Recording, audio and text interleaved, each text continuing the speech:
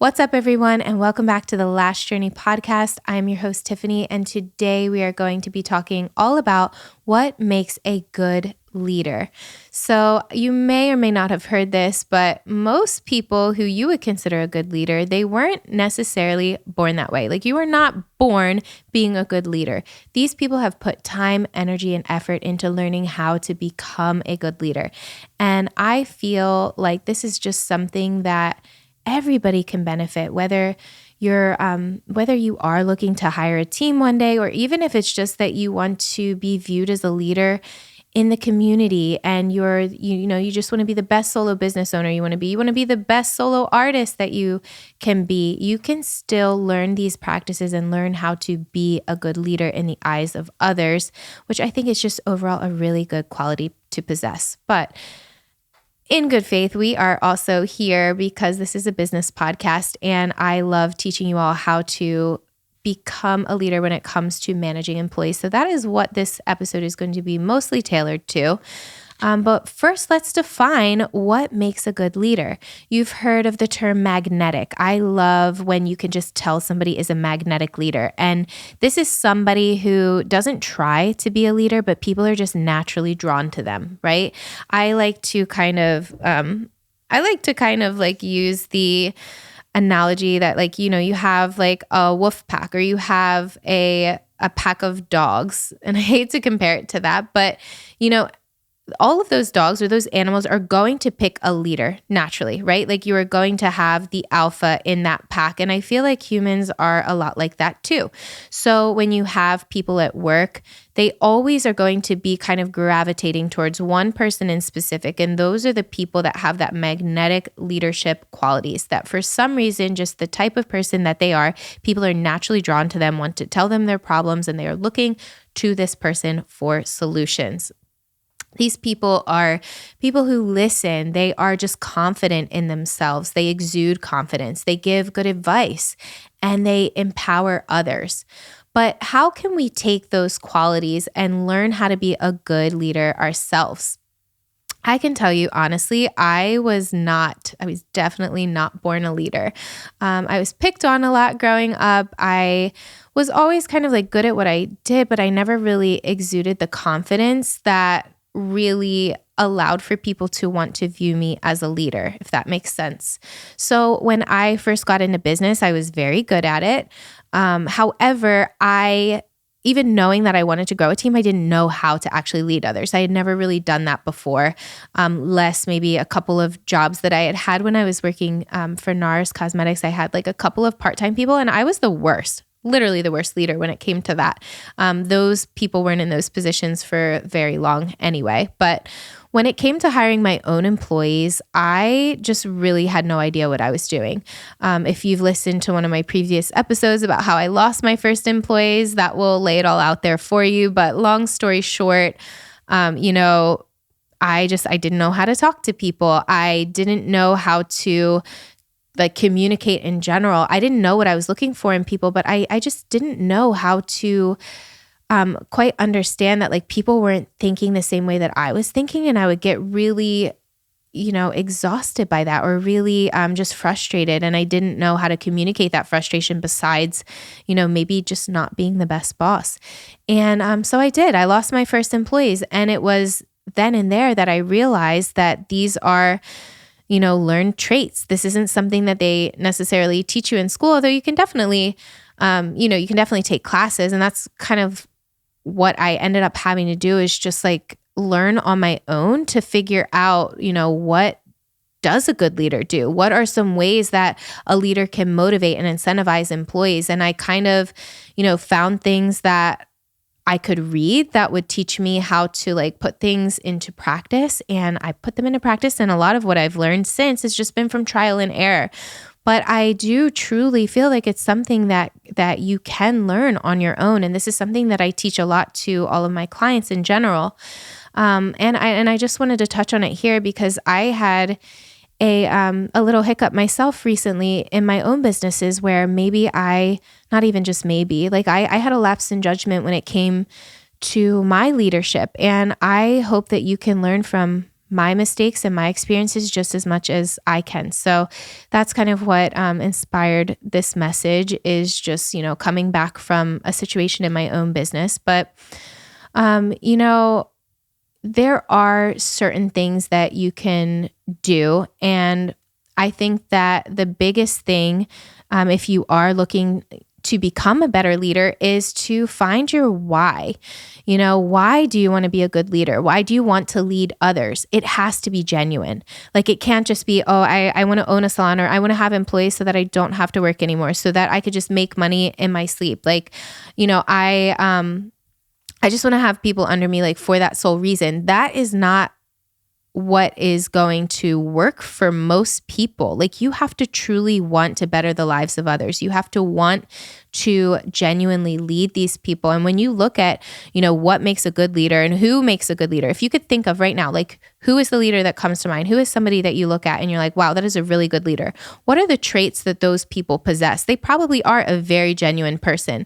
They're probably very genuine towards their employees or the people who are looking up to them. Right? So you have to ask yourself why. Why do you want to lead these others? And like, what is it about you that they are going to want to buy into? Okay. I think another thing that a lot of business owners who have teams, a lot of things that they unfortunately fail on are the fact that they don't know how to define their expectations. They don't know how to give clear expectations. And they have to remember at the end of the day that employees don't read minds. So you have to literally spell it out. Like, what do you expect as a business owner? How are they supposed to be able to figure out how to do those things? Like, what are the tools that you're giving them to be able to perform those tasks? And this is like a huge, huge one, but how you communicate those expectations to the employee, your tone, your delivery, like how you are getting them to buy into the vision of where you're going and like why they're doing the things that you're expecting them to do.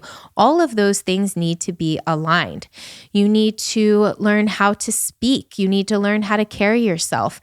How are you going to come down on employees for being late if you're constantly late to your own appointments and you show up and you're all disheveled and you spent the last night out at the bars and you're expecting them to come and show up in a professional manner with the clients, but you're not walking the walk yourself. People need a leader that leads by example. So I want you to take every aspect of your business and break it down and think like, am I leading by example in these cases? And if you're not, those are some small changes you can make right now to really get your employees to look up to you and respect you, because that's what it's all about at the end of the day. Employees respect good leaders, employees and people in general, your clients, all of the above. So make sure you're not talking down to the people. I know that when I used to get frustrated, I can definitely be short. I can be blunt, a little sharp.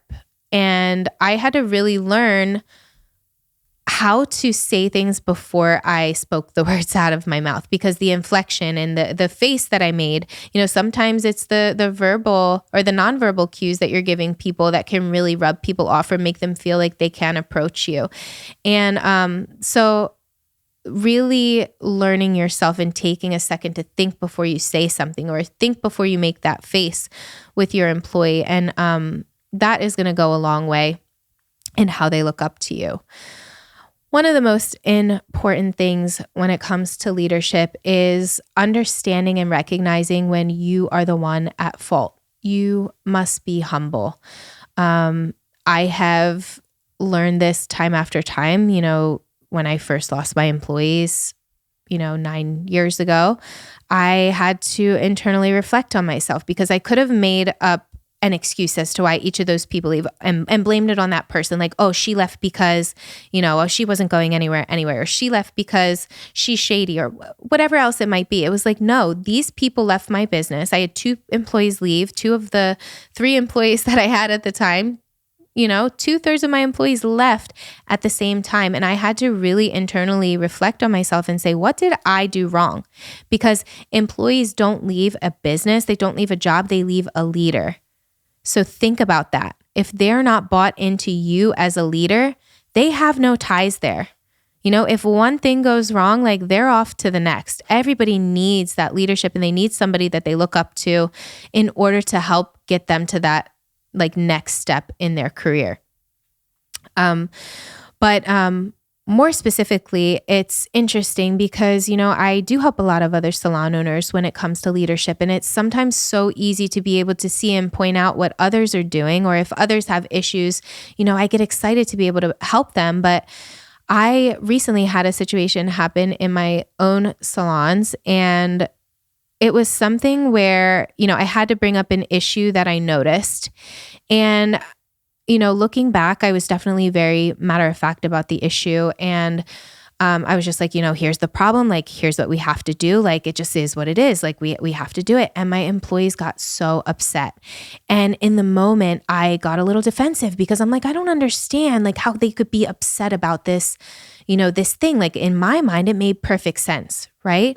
But they are clearly upset about something bigger or deeper than that. And I could have been I could have been a jerk and just been like, okay, guys, well, too bad, but guess what? They all would have probably left. At least half of them probably would have walked out. And this is where you see those huge mutinies in salon businesses, right? Like, they do happen. And it's because people are making a stand against the leader. The leader is doing something that is not very leader-like.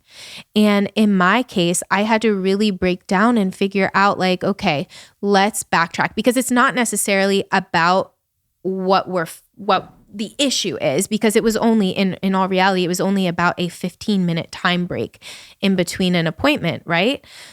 It's not about that 15 minutes of time. What they were really saying without saying it is that there had been problems brewing in the studio that maybe I didn't know about. And I had to reflect on that and say, why? Well, I've been doing this. I've been doing that. I've been out of the studios. I haven't been I guess emotionally involved with what they're going through, because I've been so focused on every other thing, making sure that, the business is recession proof, making sure that, the budgets are in line, that we are able to do certain things that I want to do to be able to grow next year and take care of them. But how are they supposed to read my mind and know all of these things that I'm doing behind the scenes for them if I'm not really showing them, and if I'm not showing up, and I'm not being the leader that they need in that moment? I thought, well, I have managers in place. I have managers in place for this, that, and this. And I even, let the girls know hey, if you need this, go to this person. If you need that, go to this person. Well, what the girls weren't necessarily getting were they were going to these people and they were still not getting the results that they needed. And so it kind of made them feel for lack of a better words, they were unmotivated to even speak up about the issues that were bothering them, because they were never getting those problems solved. And this has been going on now for the last few months.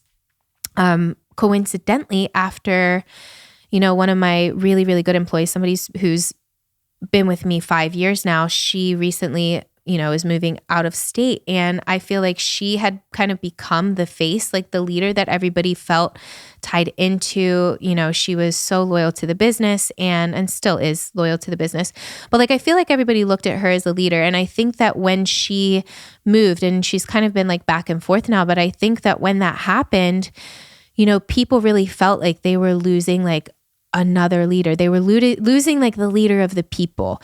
And that just really goes to show you how important having somebody there that the employees can buy into. If it's not you, you have to make sure that somebody that you have in your place is that person that people are finding to be that magnetic leader. You can't forcefully just put someone into a leadership role and expect the girls to buy into them. Does that make sense? So when all of this happened, the very first thing that I did was, I felt defeated. The very first thing I did, honestly, I got mad, I got upset. And I was like, well, if they're going to be this way, I'm doing all of these things and, they don't see that and they just don't get it. Yeah, you could tell yourself that all day long. But guess what? Your business is only going to be good as the people that are working for you and the measure of how happy they are working for you. So when I really broke it down, I went through the 7 stages of grief. I was really mad. I was like, okay, some people are going to quit. This is what's going to happen. I'm just going to have to be strong and figure it out. And then I felt absolute shit, for lack of a better words. Like I felt horrible, and I had to like realize like it's because like I care so much about these people as individuals. Like I'm not one of those leaders that looks at my employees like as employees. Like I care about them each as individual people. I know what makes them tick. I know what motivates them. I want to genuinely see them start their careers, and I want to be able to see them through the finish of it. I want to be able to lift these people up into whatever path that they may go. And I knew that I would never be able to live with myself if that if anybody left because of something that I had done wrong. And I had done wrong. I naively I do think that it's totally okay to step away from your business. Don't get me wrong, but like you have to still show them that you're there. Like you still have to be there and like be tied in with them. And like, it was such a huge wake up call for me to realize that, like I do want to do right by these people. And that wasn't the wake up call for me, but like the wake up call for me was like, I'm not going to be okay if this happens. And it's not because I wouldn't be okay in a financial way. It was because like, I didn't want to fail them, if that makes sense.